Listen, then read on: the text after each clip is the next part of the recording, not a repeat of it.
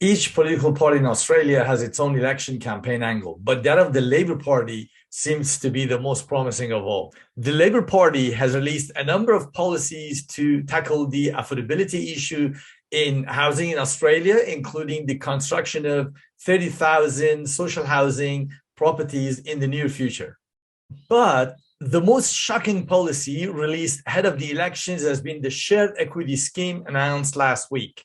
Let's have a glance at what this scheme means for the property market. But according to this scheme, each year, 10,000 households will be eligible for shared equity with the government. They'll be paying 30% if it's an established property or 40% of the purchase price in case of new properties, alongside with the buyer who will be paying a minimum deposit of 2% without having to pay the LMI or lender's mortgage insurance.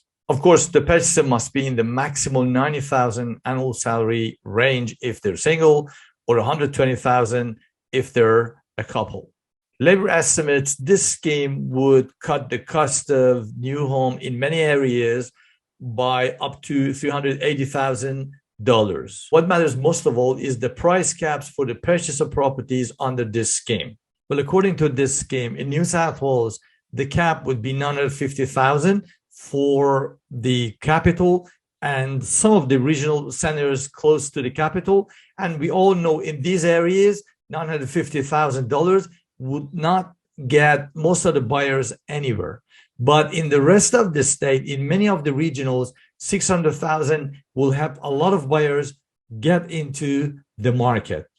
As for Victoria, again, we have 850,000 cap for the capital city and regional centers. Many regionals such as the Ballarat, Bendigo, Geelong, in these areas, 850,000 would do magic if buyers would like to get into the property market in these areas. For the rest of the state in Victoria, 550,000, I believe, would be a super generous cap, and many of the buyers would be able to buy property in these areas very easily.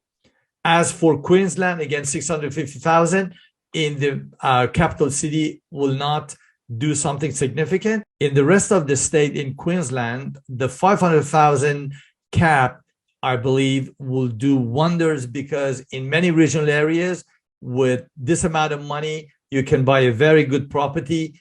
And this is gonna impact the property market in these areas to a large extent.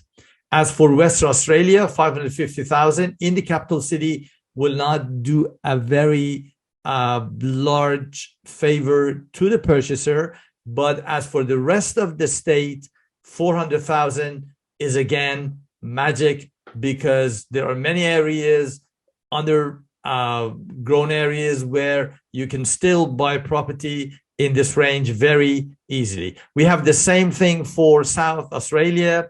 We have the same situation for Tasmania, for Australian Capital Territory, and especially for the Northern Territory. Have any idea what the property market will really look like in most regional areas if this scheme is put into practice? Well, we know not all these regional areas will experience growth as a result of this scheme, or will even be equally affected by this scheme. But our analyses show that there are many high potential regionals whose sudden growth will be triggered by this scheme. We'll definitely see house prices in these regional areas grow exponentially. And over time, this growth is carried over to many capital suburbs through the ripple effect. Of course, this scheme is only one player, and there are other upward or downward pressures that will have been impacting the property market in their own ways by then. But the impact of this scheme, this policy, cannot really be ignored.